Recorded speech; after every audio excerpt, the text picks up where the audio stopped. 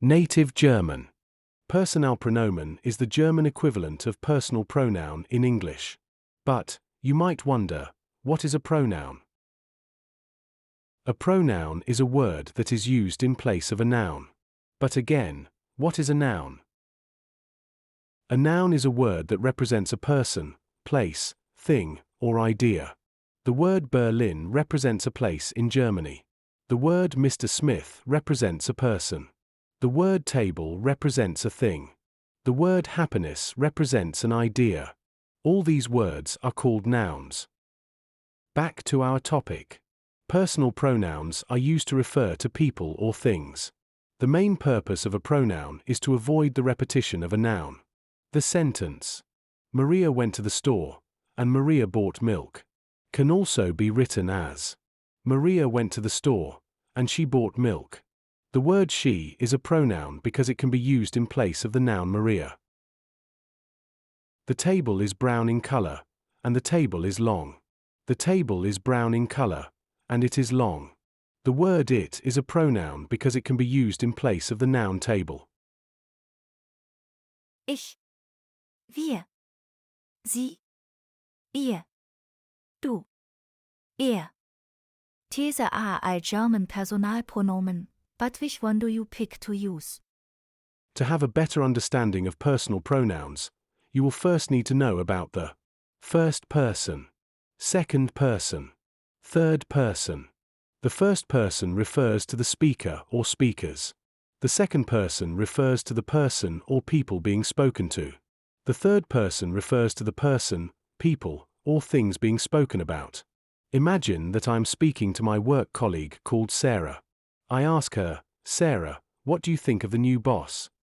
In this case, I am the first person because I am the one speaking. Sarah is the second person because I am speaking to her. The new boss is the third person because I am speaking about him. In German, the personal pronoun for I is ich. The pronoun for Sarah is du. And the pronoun for the new boss is er. But there is more to it. We first look at the first person pronouns. When I am referring to myself, it's I. In German it's ich. Remember, the first person refers to the person who is speaking. To refer to myself and another person or a group of people, it's we. That is the plural. In German, it's wir. First person examples. Ich gehe zur Schule. Translate to I am going to school. Here the pronoun ich is used. Wir gehen zur Schule. Translate to we are going to school. Here the pronoun wir is used.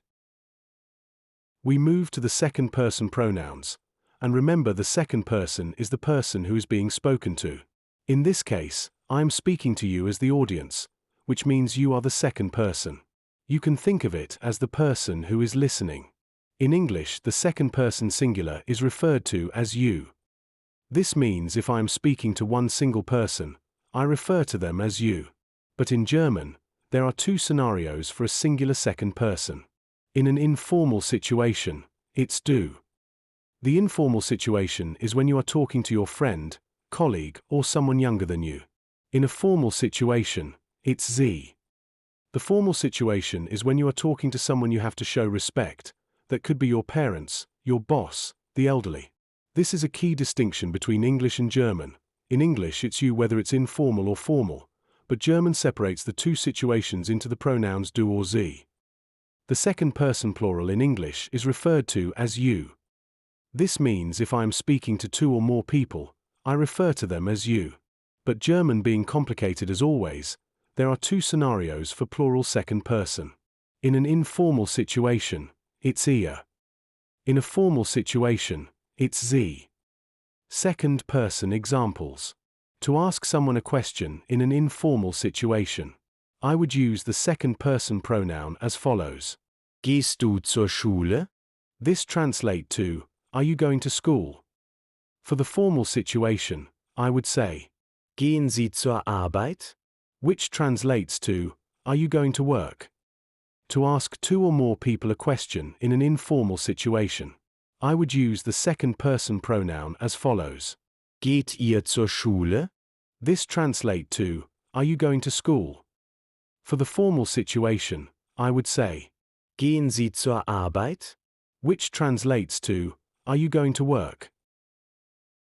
We finish off with the third person pronouns.